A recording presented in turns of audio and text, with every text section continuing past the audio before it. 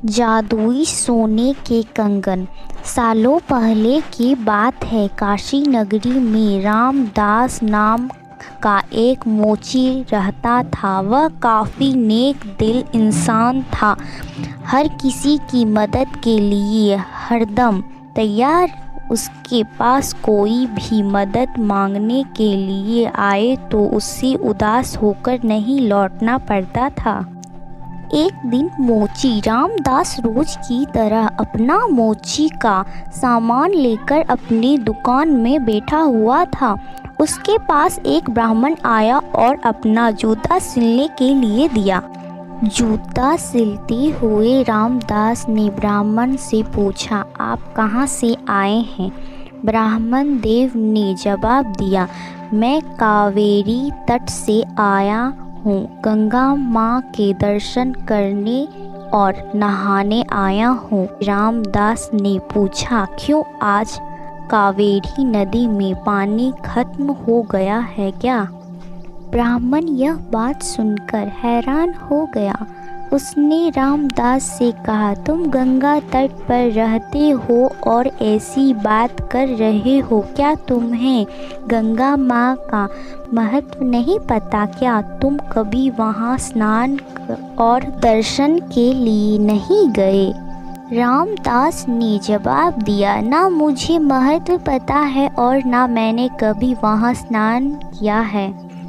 रामदास आगे कुछ बोलता कि उससे पहले ही ब्राह्मण देव ने कहना शुरू कर दिया, गंगा तट पर रहकर ना गंगा की शक्ति का पता है और ना कुछ और, तभी तो तुम्हारे भाग फूटे हुए हैं। रामदास ने अपने जेब से एक सुपारी का टुकड़ा निकाला और कहा, आप जब गंगा में स्नान करेंगे तब उन्हें यह साबुत सुपारी अर्पण कर देना। सुपारी लेकर गंगा माँ को पुकारते हुए कहा, माँ, यह रामदास ने आपके लिए भेजा है, इसे स्वीकार कीजिए। इतना कहकर ब्राह्मण देव ने उस सुपारी को गंगा में बहा दिया। थोड़ी ही देर में गंगा में एक हाथ बहते हुए आया और ब्राह्मण के पास रुक गया। उस हाथ में एक सोने का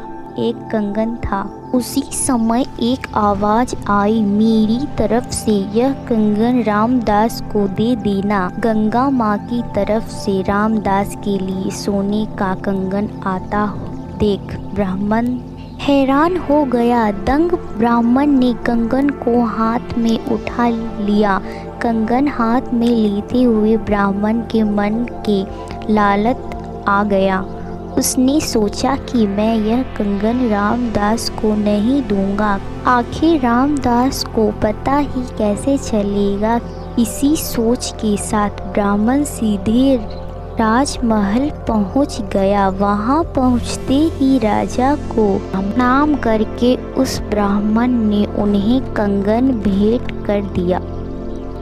उस कंगन की चमक से राजा और वहां मौजूद दूसरे लोग दंग रह गए। राजा ने कहा, ब्राह्मण देव, यह कंगन देखकर तो लग रहा है मानो यह स्वर्गलोक का है।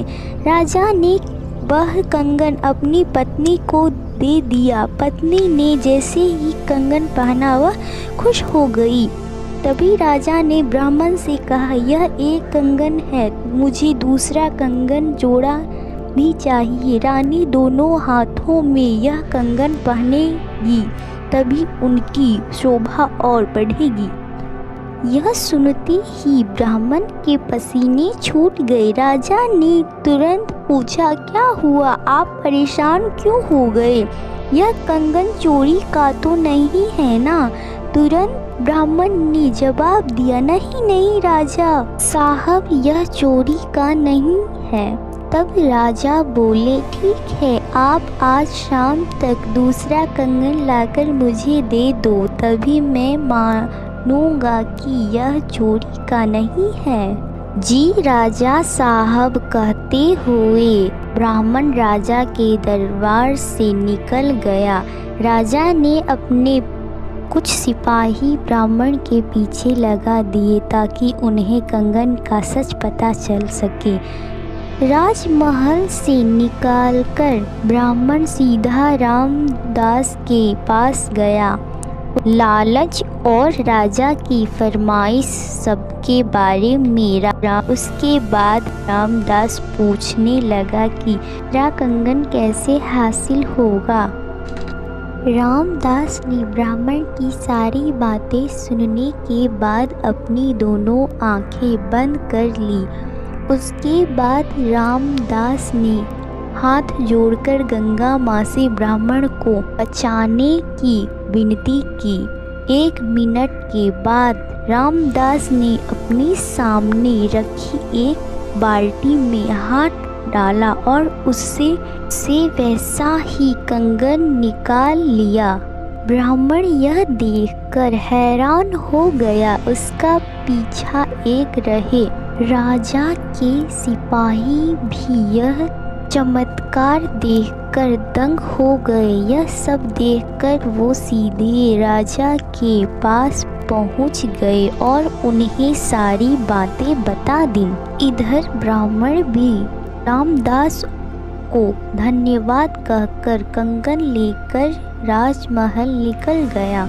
वहां पहुंचते ही ब्राह्मण ने राजा को कंगन दे दिया। राजा ने उससे कुछ नहीं पूछा और चुपचाप कंगन ले लिया।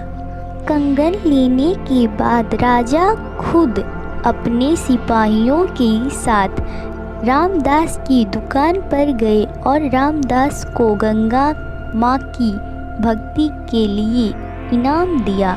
इस कहानी से यह सीख मिलती है कि इंसान सिर्फ दिखावा करके कुछ हासिल नहीं कर सकता। भक्ति, मान, सम्मान सब दिल से होना चाहिए।